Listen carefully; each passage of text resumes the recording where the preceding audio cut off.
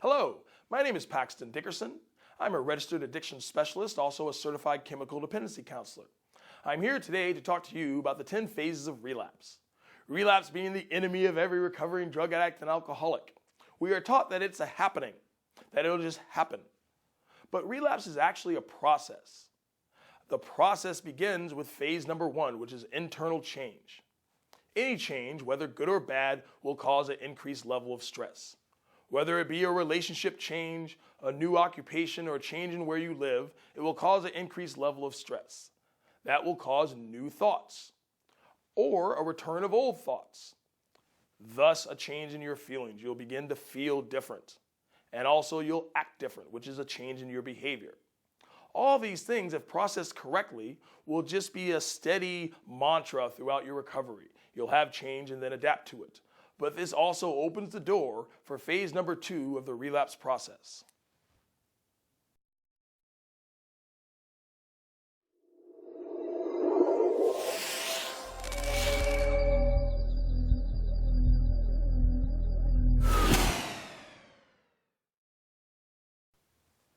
Denial is a factor that allows us to move from internal change into the second phase of the relapse process, the return of denial.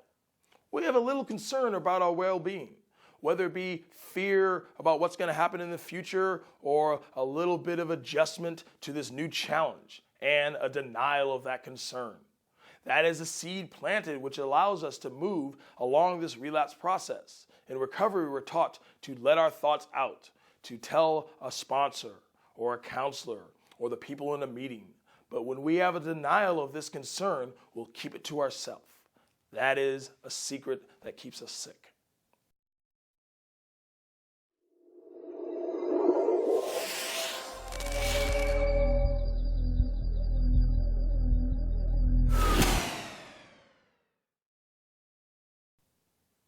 Avoidance and defensive behaviors. Now this sounds like a drug addict and alcoholic on the road to relapse. Here we are at phase number 3, believing I'm never going to drink and use again.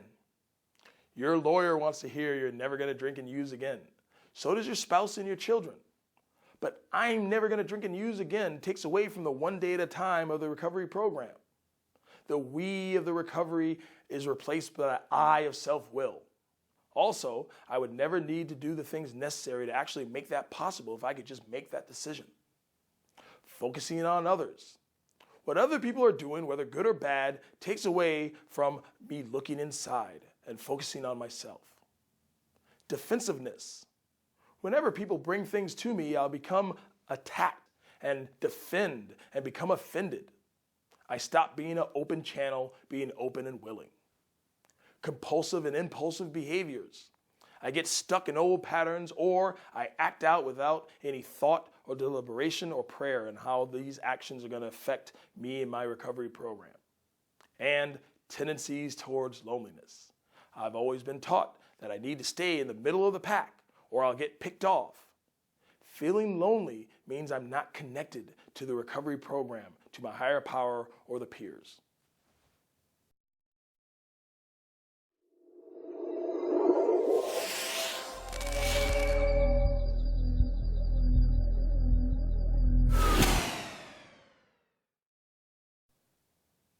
Phase number 4 is crisis building. This phase is primarily internal. It begins with tunnel vision, looking at one aspect of your life and basing the rest of your recovery program on that aspect. It might be something good going on in your life and you feel like you need to make no other changes. Or something bad, it's not going as well as you planned, thus recovery might not be worth it. Minor depression sneaks in, not being thoroughly happy with what's going on. Thus, loss of constructive planning. Why put all this constructive planning into effect if it's not going to go the way you want it to? Thus, your plans will begin to fail.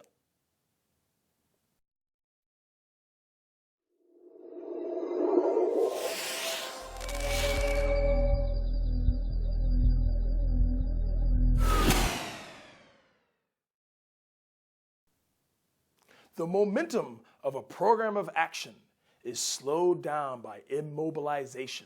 This is phase number 5. Daydreaming and wishful thinking replace actually doing things in your program.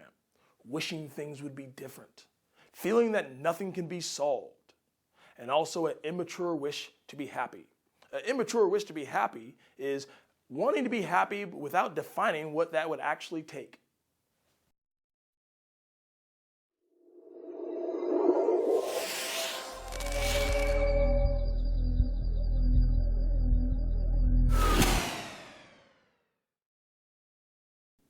It takes 5 phases before other people in our life become aware that something is wrong with us. This is phase number 6, confusion and overreaction. Periods of confusion. We have difficulty making decisions, and more often than not, we do not know what to do. Irritation with friends. The people in our life begin to annoy us, and easily angered. Any little thing can aggravate us and become an irritant. As a result of phase number 6, we are now at odds with life instead of being the acceptance of it.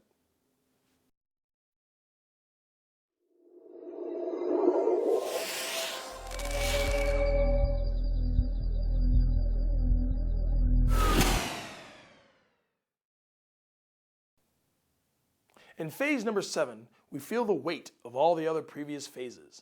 This is depression, irregular eating habits, irregular sleeping habits, lack of desire to take action.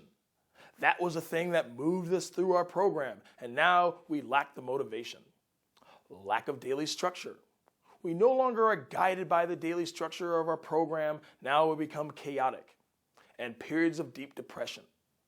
The anger of all the other previous phases becomes stacked so high that eventually they tumble down upon ourselves.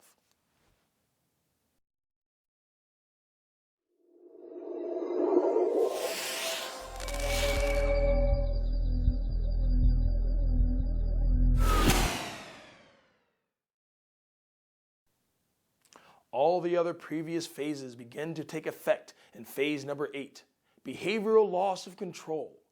Irregular attendance of treatment center meetings, AA and NA meetings. We begin to come late, leave early, not paying attention while we're attending them, and they no longer fuel our recovery program. The efforts. This is the I don't care attitude that allows us to do actions that contradict our internal belief system. An open rejection of help. We no longer accept help and deny it silently. Now we are openly saying no. And a dissatisfaction with life. Life no longer is going as planned and we're not happy with it. Feelings of powerlessness and helplessness. This sounds like the way we came to the program minus any of the solution.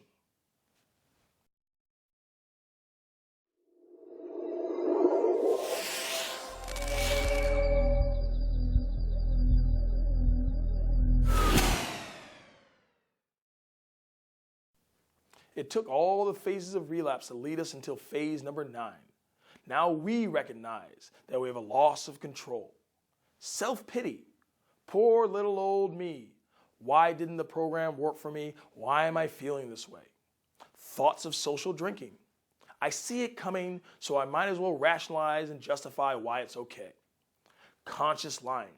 Now I am actually saying, I know that you know that I know that you know it's not true, but I do it anyway. Complete loss of self-confidence. I put all my bets on me and now I'm failing myself. Recognition of loss of control allows me to have less options. I am now a hair away from an acute relapse episode.